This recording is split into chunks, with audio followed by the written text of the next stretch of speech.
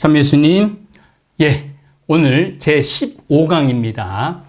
신명기가 총 32장,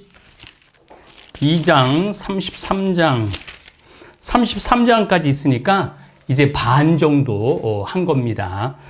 나머지 반도 부지런히 녹화해 놔서 제가 잠베아 가 있는 동안 여러분들 창세기, 출애굽기, 레위기, 민수기, 신명기 이 모세오경만 다 해도 토라라고 그러죠. 모세오경만 공부를 다 해도 우리가 신앙의 기본은 깔리는 겁니다. 자, 빚을 탕감해 주는 해에 대한 규정. 너희는 7해마다 빚을 탕감해 주어야 한다. 이게 유대인에게 있어서 7이라는 숫자는 굉장히 중요한 의미를 지니고 있어요. 완벽한 숫자고 거룩한 숫자고 쉬는 숫자입니다. 하나님이 6일 동안 세상을 창조하시고 7째 날 쉬셨다고 그랬죠. 그래서 7째 7년 되는 을 희년이라고 그래요. 희년. 안식년이라고도 그러죠. 대학 교수님들 6년 강의하고 1년 쉬는 것도 있고, 우리 신부들도 안식년을, 우리 수홍교구는 제가 알기로는 평생에 이제 한 번 원래 했었는데 이제 2번 할 수 있다고 그러더라고요. 안식년을. 그래서 그런 많은 분들이 황신부는 언제 안식년가? 그럼 저는 2000년부터 안식년을 하고 있어요. 물론 뭐 매일매일 강의 준비하고 있지만은 이게 뭐 안식년이지 뭐 다른 게 있어요. 이렇게 경치 좋고 아름다운 데서 이렇게 살고 있으니까 좋죠. 탕감에 관한 규정은 이러하다. 이웃에게 빚을 준 모든 사람은 자기가 꾸어준 것을 탕감해 주어야 한다. 주님의 탕감령이 선포되었으므로 자기 이웃이나 동족에게 독촉해서는 안 된다. 그러니까 7년째 되는 애는 빚이 있는 사람들 다 빚 감해 주라는 거예요. 왜? 사실은 저나 여러분들이나 내게 어디 있어요? 다 하느님으로부터 받은 거죠. 하느님으로부터 받은 거니까 7년째 가난한 사람들, 빚 있는 사람들 얼마나 스트레스를 많이 받겠어. 삶이 행복하지 않을 거 아니에요. 그러니까 7년 되는 해에는 숨통을 틔워주라는 거죠. 너희가 외국에게는 독촉할 수 있지만 너희 동족이 너희에게 진 빚은 탕감해 주어야 한다.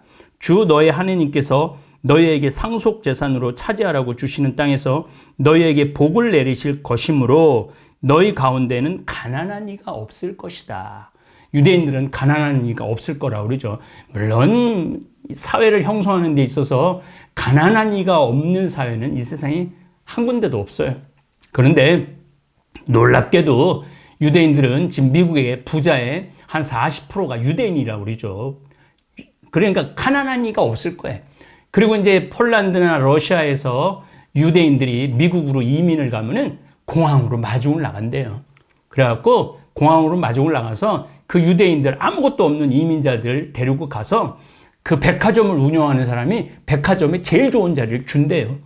그래갖고 독립할 때까지, 가난을 벗을 때까지 돌봐준다고 그러더라고요. 유대인들은. 또, 이 창업을 하잖아요. 그러면은 창업을 하면 또 지금 그래요. 이스라엘이 망해. 창업하면 젊은 사람들이. 그럼 성공할 때까지 국가가 돈을 대준다고 그러더라고요. 그러니까 가난한 이가 없을 것이다. 너희가 주 하느님의 말씀을 잘 들어 내가 오늘 너희에게 명령하는 이 모든 계명을 명심하여 실천하기만 하면 그렇게 될 것이다. 하느님의 뜻을 실천하기만 하면은 가난한 사람이 없을 거라는 거죠. 주 너희 하느님께서 너희에게 말씀하신 대로 너희에게 복을 베푸실 것이므로 너희가 많은 민족들에게 꾸어주기는 하여도 꾸지는 않을 것이고, 지금 유대인이 그렇게 됐죠. 미국에 한 유대인들이 한 800만 명이 사는데 800만 명이 꾸어주지는 해도 꾸지는 않는다는 거죠. 이 지금 복음 말씀대로 다 살고 있는 거예요. 너희가 많은 민족들을 다스리긴 하여도 그들이 너희를 다스리지는 못할 것이다. 가난한 이들에 대한 규정.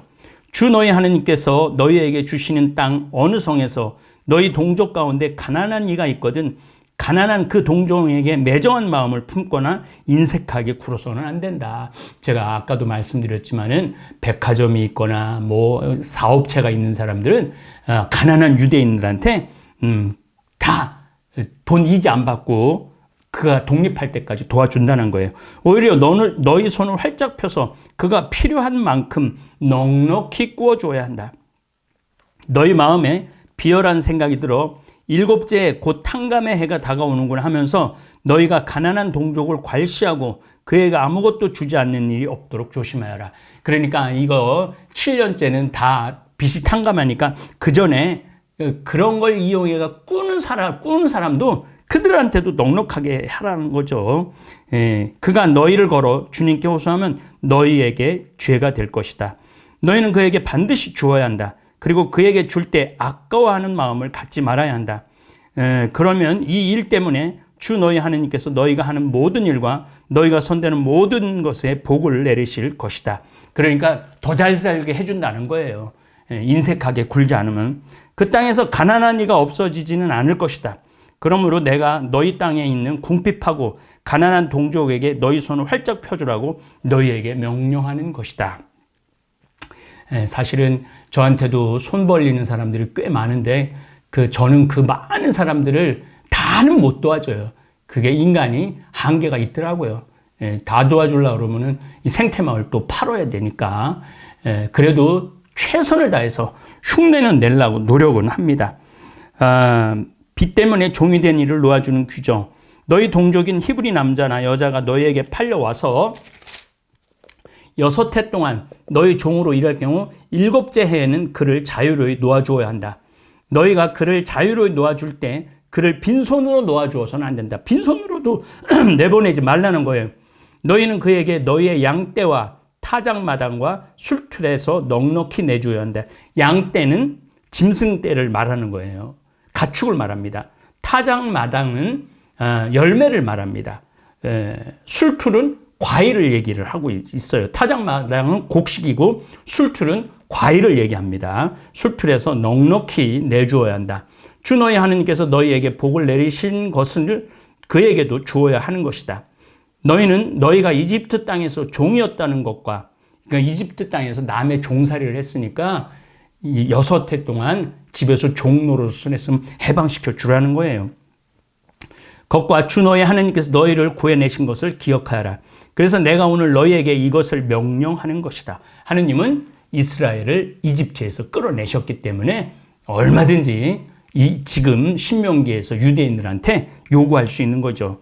그러나 그 종이 너희와 너희 집안을 사랑하고 너희와 함께 있는 것이 좋아서 너희에게 저는 주인님에게서 떠나지 않겠습니다 라고 하고 말하면 너희는 송곳을 가져다가 그의 귀를 문에 대고 뚫어라. 귀에 이렇게 문에 대고 뚫으라는 것은 주인 말을 잘 듣겠다라는 그런 의미가 있습니다.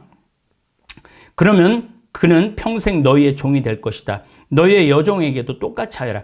우리가 사실은 노예들, 종살이들 그거를 우린 지금 아주 미개한 제도로 보고 있는데 옛날에는 종살이 하는 사람들, 노예들은 굶지는 않았다는 거예요. 굶어 죽지는 않았다는 거예요. 그래서 자처해서 노예가 되기도 하고 종이 되기도 했다고 그런 이야기도 있습니다. 너희는 그를 자유로이 놓아줄 때 그것을 언짢게 여겨서는 안 된다. 그는 6해 동안 품삯꾼 삭스의 갑절만큼이나 너희를 섬겼기 때문이다. 그러니까 충분히 섬겼으니까 자유를 줘도 된다는 거죠. 그러면 주 너희 하느님께서 너희가 무슨 일을 하든지 너희에게 복을 주실 것이다. 이게 반드시 조건이 따르는 거예요. 그렇게 하느님의 말씀을 듣고 가난한 일을 도와주고 빚진 일을 빚을 탕감해주면 하느님이 그에 합당한 복을 준다라는 거죠. 가축의 맛배에 대한 규정. 너희의 소와 양에게서 난 맛배의 수컷은 수컷, 암컷이 아니고 수컷이에요. 유대인들은 이 남성 위주. 그러니까 수컷은 모두 주 너의 하느님께 봉헌해야 한다. 너희는 소의 맛배를 부리거나 그러니까 소의 맛배에 쟁기를 채우거나 양의 맛배에 털을 깎아서는 안 된다. 양털을 깎아 계속 옷을 입잖아요. 주님께서 선택하시는 곳에서 주님께서 선택하신 대표적인 것은 이삭을 봉헌한 모리아산. 예루살렘에 있는 모리아산을 얘기하는 것입니다. 주로 헤브론산 뭐 이런데 주 너의 하느님 앞에서 너희와 너희 집안은 해마다 그것을 먹어야 한다. 그러나 그 짐승에게 흠이 있으면 곧 다리를 절거나 눈이 멀었거나 그 밖에 어떤 흉한 흠이 있으면 그것을 주 너희 하느님께 제물로 잡아 바쳐서는 안 된다. 그래서 하느님께 바치는 건 최고로 귀한 걸 바쳐야 된다는 거예요. 여러분들도 헌금 막 꼬깃꼬깃 꾸기지 말고 은행에서 정말 새 돈 찾아갖고 정성스럽게 바치는 그런 습관 가지도록 하시기 바랍니다. 그런 것은 영양과 사슴처럼 너희 성 안에서 부정한 이와 정결한 이가 다 함께 먹을 수 있다. 그렇지만 그 피를 먹어서는 안 된다. 그것은 물처럼 땅에 쏟아야 한다. 왜냐하면 피는 생명의 상징이기 때문에 그래요. 그래서 하느님이 인간을 흙을 빚어서 만들었잖아요. 그러니까 그 땅으로 생명은 다시 돌려보내야 된다는 거죠. 그래서 물처럼 땅에 쏟아야 한다. 이런 말씀, 희년에 관한 이야기하고 11조에 관한 재물에 관한 이야기, 또 가축 맞배에 대한 이야기 지금 계속 반복하고 있는 거예요. 창세기, 출애굽기, 레위기, 민수기를 계속 반복하고 있어요. 다음 16장도 계속 반복이에요. 그래서 모세의 마지막 유언을 우리가 듣고 있는 거예요. 그래서 신명기만 잘 읽으면은 모세오경을 종합할 수 있는 겁니다.